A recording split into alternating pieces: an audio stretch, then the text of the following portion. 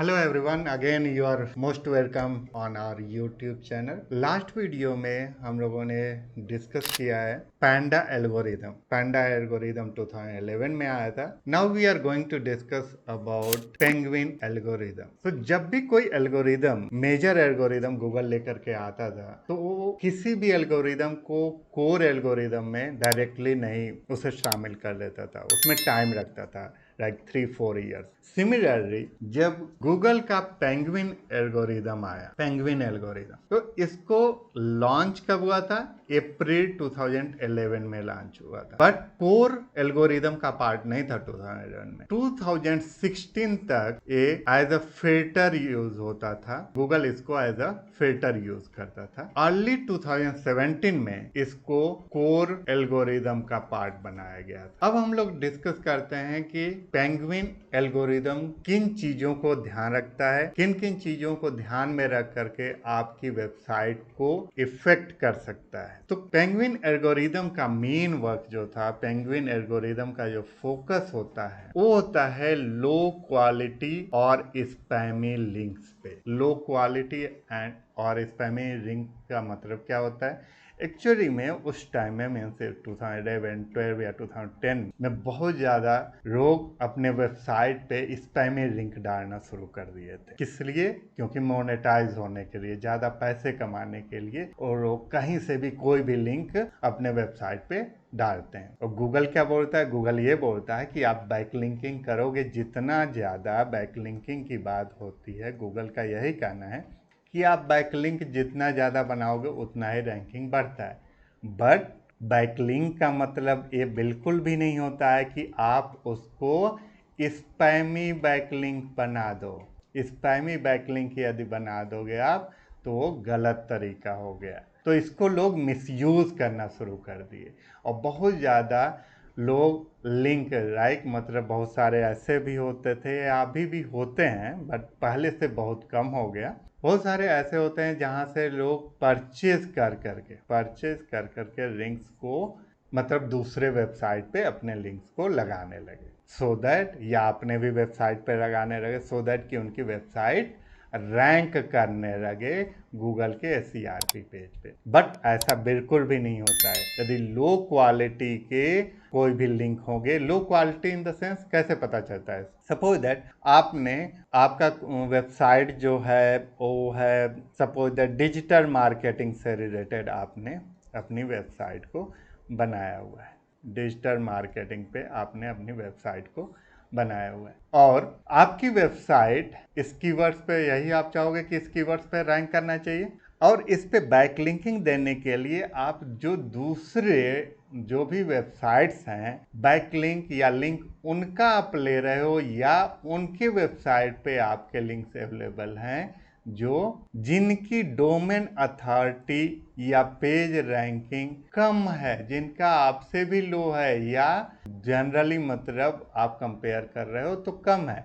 तो यदि कम domain authority या कम अथॉरिटेटिव वाले वेब पेजेज या वेबसाइट की लिंक आपके वेबसाइट या आपकी वेबसाइट का उनके पे है, तो इसका कोई मायने नहीं होता है, बल्कि इस यदि ऐसा स्पैमी आपने कर रखा है तो आपकी रैंकिंग लो कर देता है। और ये फिक्स कौन करता है? ये पेंगुइन जो आया, ये सबसे ज़्यादा इस चीज़ पे फोकस किया कि लोगों के जितने भी स्पैमी या लो क्वालिटी लिंक्स थे उनको देखता था, और ऐसा यदि कोई भी होता था तो उनकी रैंकिंग को लो कर देता था, या SERP पेज से बाहर कर देता था सीधे। Second, keyword stuffing. Keyword stuffing हम लोगों ने पैंडा एल्गोरिदम में भी डिस्कस किया है। कीवर्ड स्टफिंग वही सेम चीज कि आपके पास जो कंटेंट है, वो कंटेंट में, जैसे डिजिटल मार्केटिंग पे आपने बना रखा है, तो नेचुरली आप वर्ड्स को प्लेस न करके आप बहुत ज़्यादा स्टफिंग कर रहे हो, मतलब विद इन 10 और 15 लाइन्स में वो डिजिटल मार्केटिंग को मोर देन 14, 15, 20 टाइम्स आप हर एक लाइन या हर सेकेंड लाइन में यूज कर रहे हो।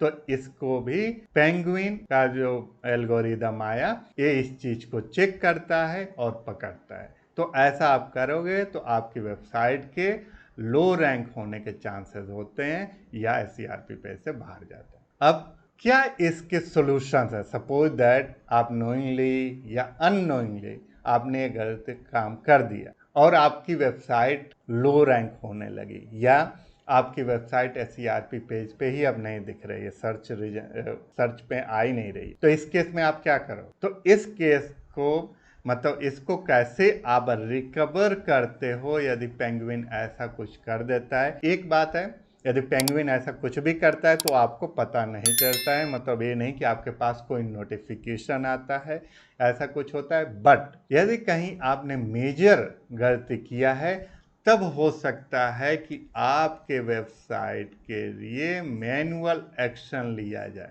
गूगल के साइड से, और ये मैनुअल एक्शन खतरनाक होता है, मतलब सही नहीं होता है। यदि मैनुअल एक्शन लिया जाता है तब आपको यहाँ पर पूरा रीजन बताया जाता है कि क्यों लिया गया है और कैसे आप इस चीज़ को रिजॉल्व कर सकते हैं।